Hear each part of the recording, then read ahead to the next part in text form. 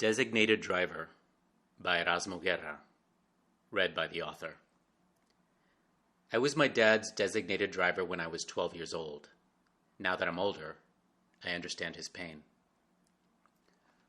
On weekend afternoons, when my dad announced that he was going to visit his parents who lived in Madero, Texas, we knew he was going to the cantinas.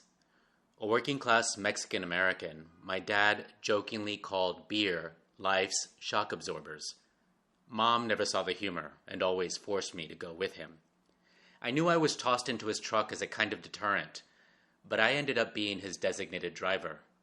Never mind that I was only 12 or 13, too young for a learner's permit, and so puny I barely reached the gas pedal. My dad was born on the river, in a house on the banks of the Rio Grande.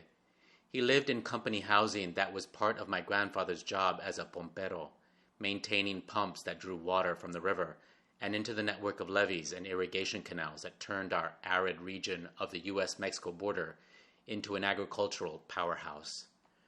My dad labored in those fields as a child to help the family, and he'd tell me about the drops of pesticide that fell on his bare arms when crop dusters flew overhead as they worked. He grew up a scrawny brown kid in the 50s, a time in South Texas when the downtown movie theaters were segregated, and at least one restaurant had a sign that read, "No dogs and no Mexicans." The public pool, Crystal Waters, would only let in the kids like him on Sundays when it was going to be drained and cleaned at the end of the day. I spent my Sundays sitting in the cab of his Chevy F-150, parked outside cantinas with the windows rolled down to the Texas heat that rattled with misery.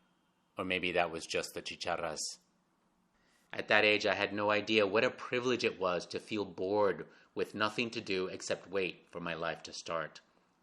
I sat in the truck, sweaty thighs stuck to the hot vinyl seat, studying each man who went in and out of the joint. My dad never invited me inside, and I knew better than to go in and interrupt. So I waited until he stumbled out and told me to get behind the wheel to drive us home. Not that my dad offered much instruction other than tell me to take the scenic route. He meant the unpaved back roads, avoiding the main streets of our hometown, best known as the birthplace of the Dallas Cowboys coach, Tom Landry.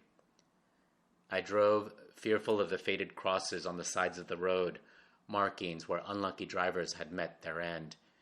And when I drove along the levees, I felt a strange pull from the murky depths of the water flowing past, beckoning me to drive into it with a splash.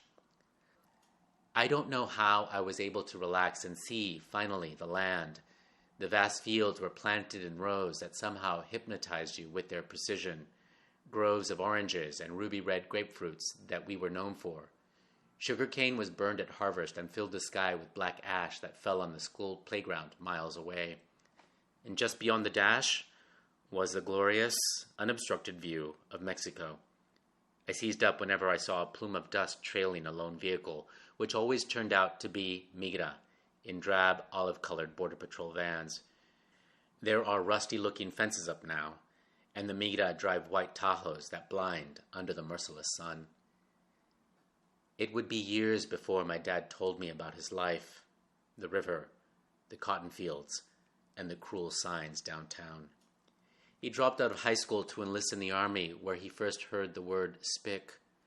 The racism continued to dog him when he worked as a telephone repairman for Southwestern Bell and dealt with irate customers who snarled, "Go back to your country!"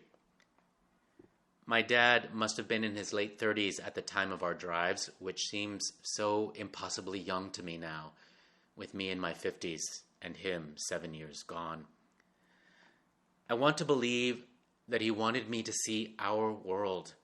This was our country, too, and how beautiful it could be despite the pain, the labor, and the overwork.